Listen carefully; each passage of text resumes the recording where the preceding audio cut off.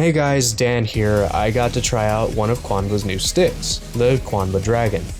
Announced back in November, the Dragon is Qanba's entrance into the premium fight stick market. Before we get into this stick, a big shout out to Markman, as I only have this stick because of a giveaway he did. Unlike previous sticks, the drone and the crystal, Qanba went with a brand new design for the Dragon. Priced at $299 US, its only competition is the Hori Vulix. While the drone released earlier this year as an entry-level fight stick and the crystal as an affordable high-quality stick for all, the Dragon is not only much bigger, but it's as close to top of the line as you can get. Opening the box, you'll see two flaps, and opening those, you'll see the protective padding that makes sure that these sticks arrive undamaged. You get a manual, and after pulling out the stick and removing some wrapping, we have the Dragon. One of the first things you'll notice is the size. The Dragon dwarfs almost every commercial fight stick on the market. And the stick is well designed for its size. A tough plastic shell is supported by brushed metal on the inside and the sides. On the top is a very thick black plexi sporting the Qanba Dragon logo. To keep the sleek look of the stick, the screw holes are covered with glossy plastic caps, something that was featured on the 8-Arc Fusion sticks. While it is removable, the plexi is a transparent black, meaning until we get replacement plexi, you won't be able to put any artwork on this stick. Also on the top, we see a touchpad, which is a major plus. And above it are your options, PlayStation and share buttons, a slider for PS4, PS3, and PC, a slider for D-pad, left stick or right stick, L3, R3 buttons, a turbo button, and an LED button. The LEDs function similarly to the crystals. You can have it off, or activate when a stick or button is used, activate with vibration, or just on all the time. Though the LED function is limited to the top of the stick and under the stick on the sides. Taking a look at the back, we see a very lengthy braided USB cable and two anodized metal studs. Qanba chose to use this instead of a cable compartment, and while it is a unique way to store the cable, some might not like the lack of the compartment. On the bottom of the stick, we have non-slip pads that were on the crystal.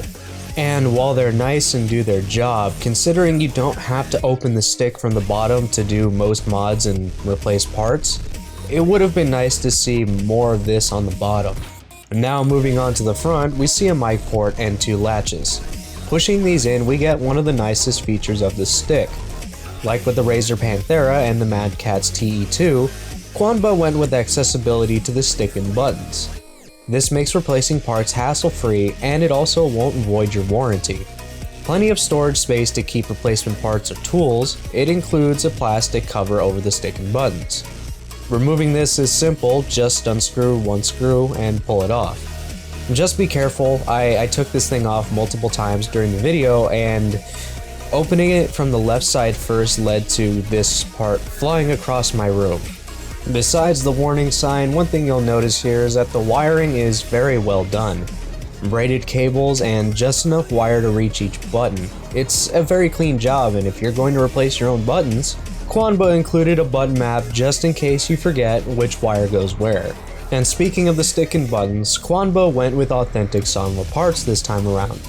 8 30mm OBSF buttons and a Sanwa JLF, and just as you'd expect, the stick is exceptional and the buttons responsive.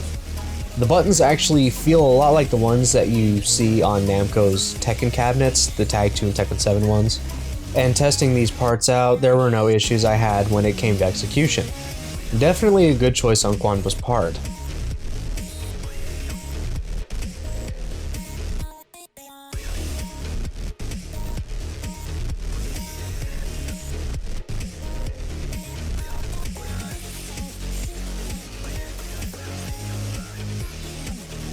If Seimitsu or Crown sticks are more to your liking, modding the stick is much easier thanks to the easy access. Same for the buttons, any 30mm should do just fine. Overall, the Dragon is a fantastic stick. It comes with all the features you could ever want in a premium arcade stick. And while I love the size and weight, for some it might be a turnoff. I know a few people who dislike the stick because of its size. In fact, I had trouble when filming this review because The stick barely fits on the table mate I usually use. This stick looks and acts the part of a top-of-the-line arcade stick. If you've been looking for a premium arcade stick and have $299 to spend, I'd highly recommend getting the Dragon. You won't be disappointed, and it's definitely one of the best sticks on the market. Unfortunately, at the time of this review, you won't be able to get the Dragon until late January, early February. Though pre-orders are still open, so if you want it, get it before they're gone. I'll make sure to link where you can get it in the description.